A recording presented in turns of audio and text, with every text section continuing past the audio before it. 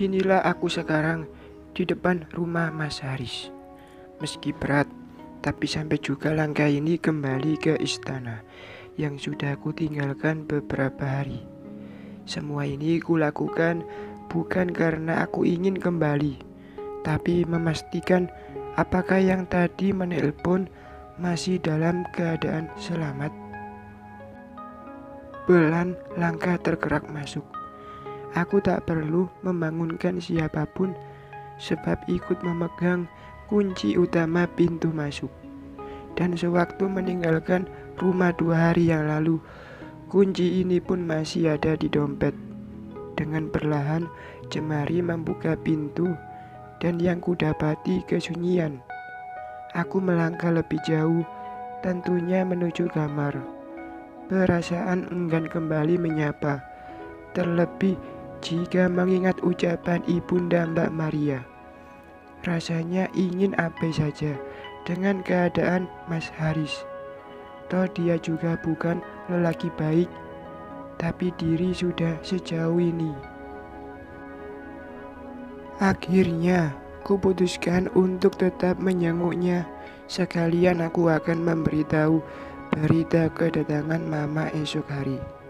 Setelah itu, barulah aku pergi.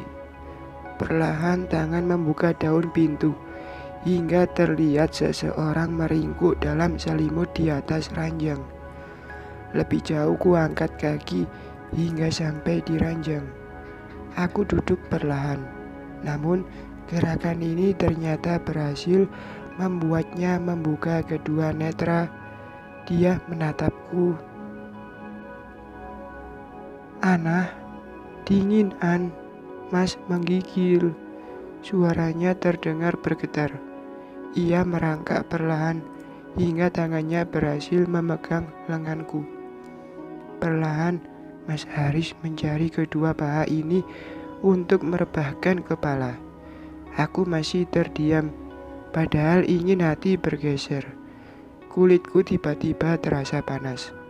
Apakah ini berasal dari panas kepalanya yang menembus pakaianku? Sedemam inikah dia? Perasaan cemas menghampiri begitu saja. Ku pegang dahinya. Ya Allah, benar begitu terasa panas. Dia membuka dua bola mata. Guratan merah memenuhi selera. Tiba-tiba matanya berair. Dia mengangkat tangan lalu mengusap pipiku. Aku menahan dengan 1000 rasa sakit. Biarkan sebentar saja Mas berbaring di sini. Aku menghela napas. Sejatinya air mata kembali memenuhi pelupuk. Akhirnya ku biarkan ia tertidur di pangkuan sembari menarik selimut menutupi seluruh tubuh Mas Haris. "Jangan pergi lagi An, Mas butuh kamu."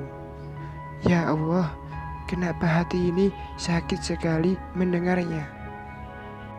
Sekitar 1 jam, kulihat Mas Haris sudah terlelap. Aku bergerak sedikit-sedikit, lalu menidurkan kepalanya di atas ranjang. Kini kaki terangkat menuju dapur, mengambil sebaskom air hangat dan handuk kecil. Ku kompres kepalanya beberapa kali. Ia seperti tersadar sejenak, namun kembali menutup mata. Hampir 1 jam ku lakukan tindakan ini, dan setelahnya panas tubuh Mas Haris sedikit menurun. Sekali lagi aku menatap wajah suamiku yang tampak lebih cerah dari tadi. "Bisakah aku membencimu, Mas? Rasanya mustahil, sekalipun kamu sudah sedemikian menyakitiku dengan kebohonganmu."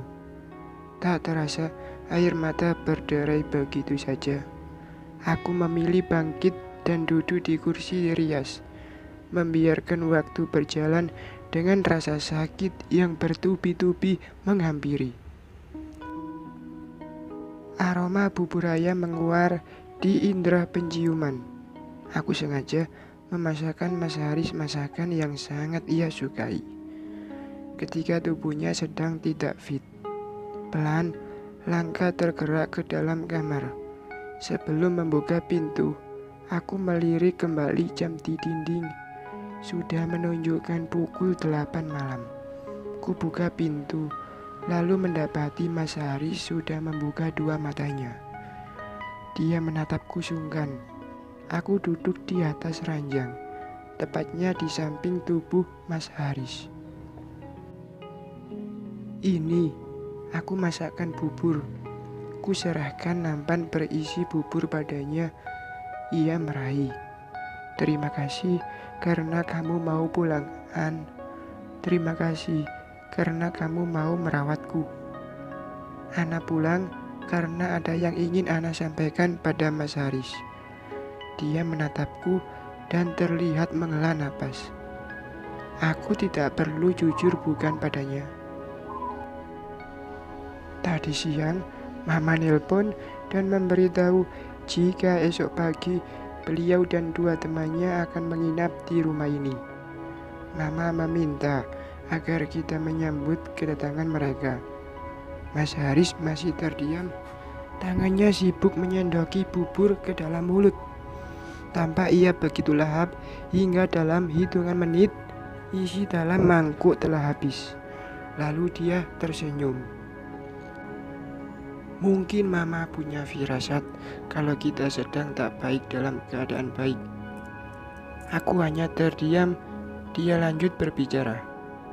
Kalau Mama kemari, artinya kita tidak boleh lagi marahan dan harus mesra-mesraan lagi. Dia berucap seolah tak terjadi apapun di antara kami. Kemana perasaannya? Bisa nambah lagi nggak, Yang? Aku menatapnya tajam. Dia mengulum senyum. Dari kemarin, perut ini nggak Mas isi makanan. Hari ini dia merajuk minta nambah. Boleh kan? Aku menghela napas berat. Enggan rasanya. Tapi ku bangkitkan juga tubuh ini mengambil bubur kembali. Mas Haris kembali lahap menyantap bubur tambahan. Sedang diri memutuskan untuk duduk tanpa bicara hingga ia selesai dan bersendawa. Makasih ya, udah masakin Mas bubur terenak. Dia terdiam, malas mendengar ucapannya. Aku memilih keluar kamar, duduk tanpa mengerjakan apapun sembari menonton siaran televisi. Tiba-tiba ponsel berdering. Saras. Halo An, kamu di mana? Aku di rumah Mas Harisa. Alhamdulillah. Tadi aku cemas mikirin kamu. Ternyata sudah kembali ke rumah. Ikut senang. Kalian udah baik kan? Belum sah. Aku kemari bukan karena kami sudah baikan, tapi mau memberitahu dia bahwa besok mamanya mau kemari. Oh gitu. Sekalian aku mau menggunakan kesempatan ini untuk menyampaikan pada mama mertua siapa Mas Haris sebenarnya. An, kamu serius dengan niatmu ini? Menurutku lebih baik kamu ikhtiar dan perkuat doa deh. Namanya rumah tangga pasti ada badainya, dan setiap pasangan pasti pula pernah berbuat salah. Mas Andre juga dulu sempat buat kesalahan, tapi dia segera jujur sih. Dan alhamdulillah aku membuka pintu maaf untuknya. Karena sejati menikah itu bukan gak cocok langsung cerai atau dapat satu kesalahan pasangan langsung pengen bisa. Menikah itu menyatukan perbedaan. Menikah untuk bersatu agar terus bisa bersatu. Kita harus mencoba berdamai dengan kesalahan pasangan, asalkan dia ada itikat baik untuk berubah. Aku terdiam sejenak, membayangkan apa yang sudah semakin banyak ku dengar dan ku rasa. Lagipun seharusnya Haris itu udah lama cerai sama Maria. Dia pertahankan emang karena permintaan wanita itu. Aku kembali berpikir. Jadi jangan gegabah pengen minta cerai. Tapi kalau sedikit gertakan, biar kapok sih nggak apa-apa. Buat dia jeralah. Kamu nggak tahu sih kejadian yang sebenarnya seperti apa. Seperti apa emangnya? Ku ceritakan padanya apa yang dikatakan ibunda Mbak Maria padaku. Saras tertawa. Kenapa ketawa? Kelewat emang ya ibunya Maria. Apa dia nggak tahu selama ini kamu juga korban penipuan? Lebih baik kamu abaikan saja peringatannya. Lalu aku harus gimana? Sementara biarin aja dululah, berjalan apa adanya. Siapa tahu sebentar lagi Maria bakalan sembuh. Lagian nih, menurut cerita Mas Haris, Maria kan emang udah ridho dan sikap Mas Haris. Salahnya sendiri sih, nggak bisa setia. Ada juga aku baca kisah salah satu istri Rasul bernama Saudah yang sudah lanjut usia. Dia memberikan jatah bermalamnya dari Rasul kepada Aisyah karena sebab tidak memiliki keinginan untuk berjima. Gitu juga sama kasus yang sedang kamu alami, Maria tak mungkin lagi melayani Mas Haris dalam kondisinya yang seperti itu. Makanya dia dengan ridho memberi izin Mas Haris untuk bersamamu. Sudahlah jangan mempersulit diri sendiri. Kalian sudah terlanjur berada dalam satu bahtera. Usahakan yang terbaik, apalagi dalam hal ini dia bisa berdamai. Janganlah ada kata cerai. Jalani aja dulu sambil minta petunjuk sama Allah. Pikiran ini benar-benar tak sejalan dengan kata-kata Saras. Entah kenapa, aku merasa Mbak Maria pasti tidak ikhlas dengan keizinannya. Mana ada wanita zaman sekarang yang seperti Saudah, salah satu Ummul Mukminin. Suara langkah Mas Haris membuatku terkejut. Lekas aku menutup telepon.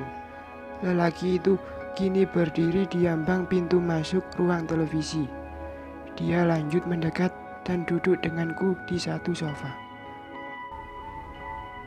Ana, katakan apa yang kamu inginkan untuk menebus semua kesalahan Mas.